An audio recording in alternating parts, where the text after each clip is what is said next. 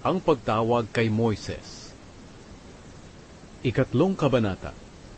Isang araw, binabantayan ni Moises ang mga hayop ng biyenan niyang si Jethro na pari ng Midian.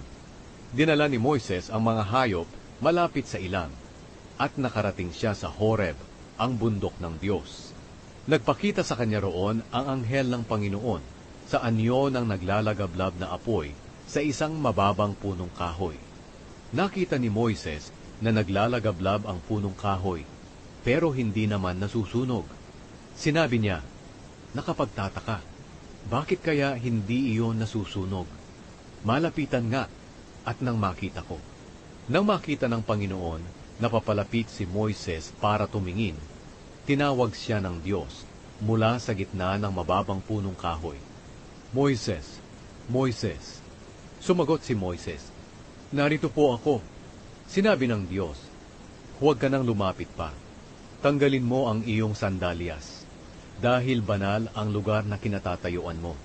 Ako ang Diyos ng iyong mga ninuno, ang Diyos ni na Abraham, Isaac at Jacob."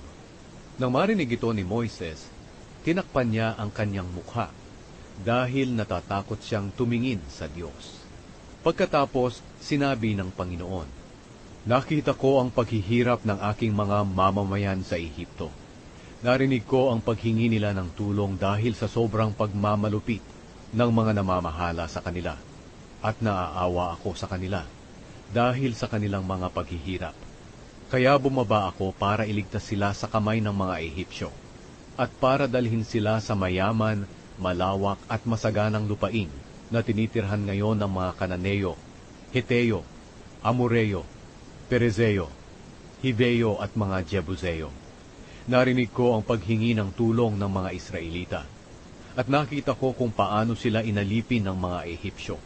Kaya ipapadala kita sa Paraon para palayain ang mga mamamayan kong Israelita sa Ehipto."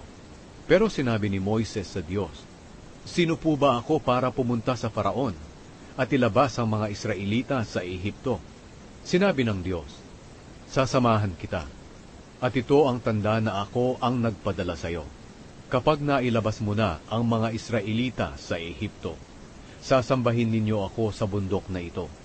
Sinabi ni Moises sa Diyos, "Kung sakali pong pumunta ako ngayon sa mga Israelita at sabihin ko sa kanila na ang Diyos ng kanilang mga ninuno ang nagpadala sa akin para iligtas sila, at magtanong sila sa akin, ano ang pangalan niya?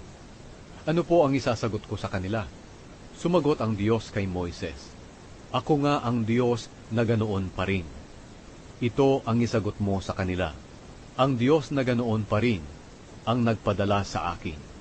Sinabi pa ng Diyos kay Moises, "Sabihin mo ito sa mga Israelita, ang Panginoon, ang Diyos ng inyong mga ninuno na sina Abraham, Isaac at Jacob, ang nagpadala sa akin sa inyo. Kikilalanin ako sa pangalang Panginoon magpakailanman." At sinabi pa ng Panginoon kay Moises, "Lumakad ka at tipunin ang mga tagapamahala ng Israel, at sabihin mo sa kanila, ang Panginoon, ang Diyos ng inyong mga ninuno na sina Abraham, Isaac at Jacob, ay nagpakita sa akin, at nagsabi na, binabantayan ko kayo, at nakita ko ang ginagawa ng mga Ehipsyo sa inyo. Nangako ako na palalabasin ko kayo sa Ehipto kung saan naghihirap kayo, at dadalhin sa maganda at masaganang lupain, ang lupain ng mga Kananeo, Heteo, Amoreo, Perezeo, Hiveo at mga Jebuseo. Pakikinggan ka ng mga tagapamahala ng Israel. At pagkatapos pumunta kayo ng mga tagapamahala ng Israel sa hari ng Ehipto, at sabihin sa kanya, nagpakita sa amin ang Panginoon, ang Diyos ng mga Hebreo. Kaya kung maaari, payagan nyo kaming umalis ng 3 araw, papunta sa disyerto, para maghandog sa Panginoon naming Diyos. Pero alam kong hindi kayo papayagan ng hari ng Ehipto, maliban na lang kung mapipilitan siya.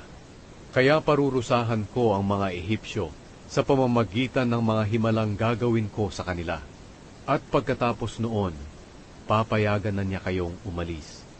Magiging mabuti sa inyo ang mga Ehipsyo, at pababaunan pa nila kayo sa pag-alis ninyo.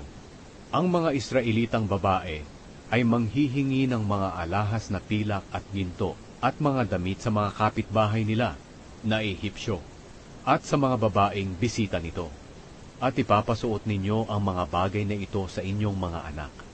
Sa pamamagitan nito, masasamsam ninyo ang mga ari-arian ng mga Ehipsyo.